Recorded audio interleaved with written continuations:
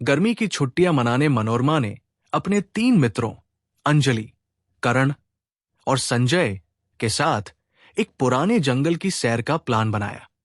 गांव के लोगों ने उन्हें चेताया, वहां माता काली का मंदिर है जहां 100 साल पहले एक पिशाचिनी की बलि दी गई थी।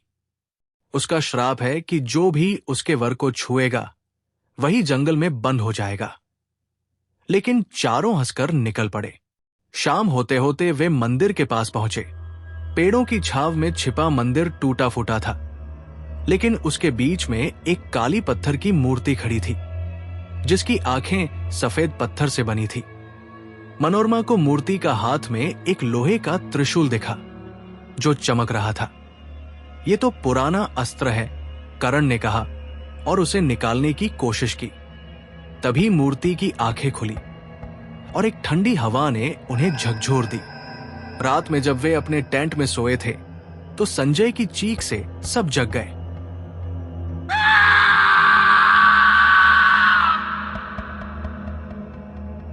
उसका सीना फटा हुआ था और उसके हाथ में वही त्रिशूल था।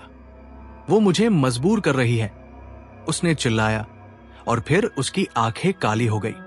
वो अंजलि पर त्रिशूल चलाने लगा। करण ने उसे धक्का दिया और मनोरमा भागकर मंदिर की ओर भागी। अंधेरे में उसे मूर्ति के पास एक पुरानी पुस्तक मिली जिसमें लिखा था, जो पिशाचिनी का त्रिशूल छुएगा वही उसका वर बनकर रक्त की प्यास बुझाएगा। वर को रोकने का एक ही तरीका है, उसका हृदय मूर्ति के पास चढ़ाना। मनोरमा ने देखा कि संजय और करण अब उसका पीछा कर रहे थे।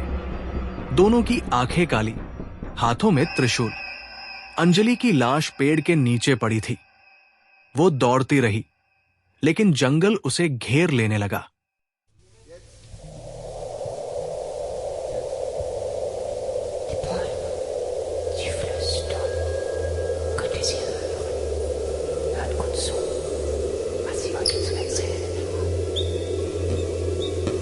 अचानक मूर्ति की आवाज गूंजी, तुम मेरा नया वर बनो, अपने मित्रों का खून चढ़ाओ वरना तुम्हारा ही होगा। मनोरमा के हाथ में त्रिशूल था। सामने संजय था जो एक बार उसका प्यार था। उसने आंखें मूंदी और त्रिशूल को उसकी छाती में घुसेड़ दिया। रक्त की बूंदें मूर्ति पर गिरते ही वो हंसी, अब तुम्हारी बारी है मेरी बेटी। अगले दिन गांव वाले जंगल में पहुंचे तो सिर्फ 3 लाशें मिली। मनोरमा गायब थी, लेकिन मूर्ति की आंखों में अब एक नई चमक थी, एक लाल साड़ी में लिपटी लड़की की छवि के साथ।